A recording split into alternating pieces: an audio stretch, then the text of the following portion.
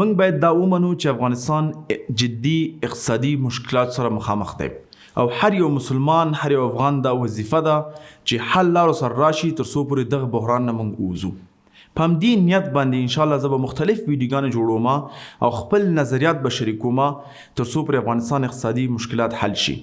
الحمدلله زه په اقتصاد کې ماستري هم لرم او لیسانس مې هم په دې بخش کې کړی دی. د دنیا مختلف اقتصادونه مې لوستي دي او کم سے کم د 16 ډیر ملکونو ته مې سفر کړی دی او د هغوی ملکونو اقتصاد مې هم مطالعه کړی دی. ورونو خویندو دغه ویډیو کې به زه هغه نظریات شریک کوم چې کوم دفعتاً موږ تطبیق کولی شو او ضرورت به نه وي کوم بودیجې ته. مطمئنم چې یو بل ورور یا خور به دننه بهتر نظریات سره راشي. دا زما شخصي نظریات دي او تاسو سره شریک کوم. اولین کار چې موږ دفعتاً کولی شو په افغانستان کې هغه توریزم ته اجازه ورکول دي. ځکه افغانستان په تیرو 50 کلو کې همیشه دپاره یو بند هیواد پاتې شوی دی او په دنیا کې کافي خلک شته دی چې هغوی غواړي یو هیواد وګوري نوی هیوادونه. همداسې خلک شته دی چې مختلف ملکونه تللي دي. متاسفانه دنیا ټول یو ډول شوی دی چې کوم شی ته په امریکا کې ګوري همغه شی په مالیزیا کې دی، همغه شیان په سنګاپور کې دي. یعنی دنیا چې هر طرف ته ځي متاسفانه چې همغه شیان ګوري، همغه هوټل دی، همغه مکډونالد دی، همغه KFC ده او همغه نور اسباب دي چې کوم په امریکا کې ته مخکې نه کتلی شي. لیکن افغانستان کې یو خاص خصوصیت دی چې دنیا نه مکمل متفاوت دی، بدل دی. نو دا مطمئن یم چې کافي خلک به غواړي چې افغانستان وګوري. او بل کوم منفي عکس د افغانستان په دنیا کې دی دا هم دې سره ختمېدلی شي او دې ته پیسې هم نه دي په کار چې موږ دا فتن پکې سرمایه‌ګذاري وکړو. یو محدودو پیسو باندې یو ښه سټراټیژي باندې موږ کولی شو په افغانستان کې د میاشتې میلیونهاو کسان د کال راولو او ډېر زیات پیسې دلته راوړي. ځکه یو کس موږ په ټول کال کې 1 میلیون کسان افغانستان ته جذب کو او یو کس $1000 هم مصرف کی، فکر کوي څومره کسان به دلته پیسې راوړي او څومره خلک به اقتصاد جوړ شي. خصوصا واړه تجارتونه به ډېر ګټه وکړي ځکه چې صحتمند څوک صحت ته راځي هغوی پاپړ اخلي، بسکټ اخلي، بل شی اخلي، هوټل کې پاتې کېږي. هغه ټول هر یو کس اقتصاد جوړېږي او همیشه دپاره اقتصاد چې دی غټو کمپنیګان نه جوړ کړی بلکې واړه کمپنیګانو واړه بزنسونو اقتصاد جوړ کړی دی. مثال درکم، مالیزیا هیواد 19 میلیون سیلانیان لري د کال او د هغوی یو خاص ډول د GDP چې د اقتصاد په سیلانیان باندې ولاړ دی. په همدې ډول تاسو برونای وګورئ، دوبۍ وګورئ، همچنان که لندن وګورئ. نو موږ باید خاص پلانونه جوړ کړو چې څنګه چې کوم کله دلته صحت ته راځي هغوی ته سهولتونه جوړ کړو، د هوټل سیستمونه جوړ کړو، امنیتي امکانات ته برابر کړو، همچنان مارکیټینګ چې څنګه افغانستان مارکیټ کړو. د مختلف جدا ویډیو به ډکه شي چې څنګه افغانستان د سیلانیانو لپاره مارکیټ کړو. دا یو شی دی چې موږ دفعتاً کولی شو، هیڅ یو غټ بودیجې ته ضرورت نه لرو. دویم، فریلانسنګ. تاسو په دې پوهیږئ چې افغانستان په دنیا کې تقریبا 1 بلین کسان فریلانسنګ کوي. اوسط فریلانسر معاش چې دی $25 دی. په بنگلادیش GDP په فریلانسنګ ولاړ ده. په پاکستان کې 1 میلیون فریلانسران دي او په ایران کې هم چنان. په افغانستان کې څومره لرو؟ تاجکستان، ازبکستان، ترکمنستان زموږ نږدې هیوادونه وګوره، چاینا وګوره، یوکراین وګوره، همداسې نور هیوادونو ته زه مثال درکولی شم. فریلانسنګ څه شی کولی شي افغانستان ته؟ فریلانسنګ به دفعتاً زموږ کوم ځوانان چې د پوهنتون نه فارغ دي، بعضې سکیلز لري چې هغوی دفعتاً خرڅولی شي. متاسفانه افغانستان کې کار کولو امکانات نشته دی. دوی کولی شي په ډېر په ارزانه قیمت باندې دنیا مختلف کمپنیګانو سره کار وکړي، که هغه امازون دی، که ګوګل دی، که حتی واړه کمپنیګانې هم چنان دي، دوی کار کولی شي. ځکه نن سبا تقریبا 85% کاري امکانات چې دي آنلاین شوي دي. تاسو کولی شئ 85% کمپنیګانو کارونه آنلاین وکوئ. که څوک غواړي چې دغه بخش کې کار وکړي، زه مطمئن یم چې 6 میاشتې کولی شي UX UI ولولي، فرنټ انډ ډیزاین ولولي، کولی شي ډیټا ساینس ولري. یعنی داسې مهارتونه چې په 6 میاشتو کې یو کال کې زده کولی شي او په دنیا کې کار کولی شي او کم سے کم ستاسو معاش به $2000 $3000 $100 وي. یعنی زه دا اوس کسان پیژنم چې په لغمان کې د ورځې $500 پورې ګټلی شي، امکان لري.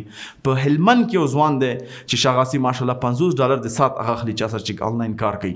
نو زما هدف دا دی دا کار کیدونکی دی. تاسو کولی شئ دغه مهارتونه په یولرنا کې هم ولولئ یا نور کورسونو ځایونو ته ورشئ چې دغه مهارتونه ولولئ او ځان پوه کړئ او فریلانسنګ باندې دفعتاً کار وکړئ. پاکستان دولت خاص توجه ورکړې ده فریلانسنګ دپاره، بنګلادیش خاص توجه ورکړې ده، همچنان که تاسو وګورئ نیپال او هندوستان خاص توجه ورکړې ده. بنګلورې چې د نوي میګا سټي جوړه کړه چیز دپاره د فریلانسنګ دپاره، ټیکنالوژي دپاره، هغه ته سیلیکن ویلي د امریکا وي بنګلور ته، ځکه چې هغوی پوهېدل چې دنیا دلته روانه ده او موږ باید هلته ځان ورسو. نو دولت خاص توجه ورکړه. که د افغانستان دولت وکولی شي تجاران همداسې نور کمپنیګانې فریلانسنګ سپورټ کړي، مطمئن یم چې د ډېرو ځوانانو مشکلات به حل شي. ښه انکم به ولري، ټیکس به ورکړي، کراګانې به قیمته ورکړي. متنده به اتوماتیک په افغانستان اقتصاد باندې تاثیر وغورځي لکه څنګه چې بنگلاديش پاکستان او هندوستان په اقتصاد باندې تاثیر غورځولی دی. دریم چې زه دفتن مشوره کولی شم او هیڅ یو بجټ ته ضرورت نشته دی هغه صادرات دی زمونږ د ده په ځای چې موږ خپل صادرات هم دلته په تجاران خرڅ کړو که پاکستاني دي که ایراني دي ولې نه موږ کارګو جوړه کړو ایران سره وبخښئ چاینا سره ډایرکټ اروپا سره که هغه موږ هر یو شی خرڅو د ده په ځای چې موږ په افغانستان مارکیټ کې خرڅ کړو تجاران همداسې نظام باید توجه شي تر څو پرې وکولی شي ډایرکټ امریکا او اروپا او روسیا او چاینا سره ډایرکټ قرارداد وکړي. مثلا زموږ جلغوزی دی کولی شي کافي پیسې وکړي حتی زمونږ تور توتان او همچنان انځر په تیر کال کې موږ وکولی شول $119 میلیون باندې خپل انځر خرڅ کړو. فکر وکوئ که دا موږ ډایرکټ اروپا ته ورکړو خپل چارمغز جلغوزی انځر نور همداسې میوجات چې موږ ډایرکټ په اروپا باندې خرڅ کړو نو څومره به ښه وي. دا ورته ویلی شم دا ناممکن نه دی. پیور جوس په قندار کې دی لیکن د هغوی پروډکټ جوس ما په خپله په لندن کې لیدلی دی او د هغه رئیس سره ناست یم ما لیدلی چې هغه څومره ماشاءالله ښه کار کولی شي. د قندار کې شرکت دی په قندار کې فابریکه ده لیکن مال خرڅوي په لندن کې. نو موږ دا کار ډېر زر کولی شو په کمو پیسو یې کولی شو تر څو پورې خپل مواد په جیګ قیمت خرڅ کړو.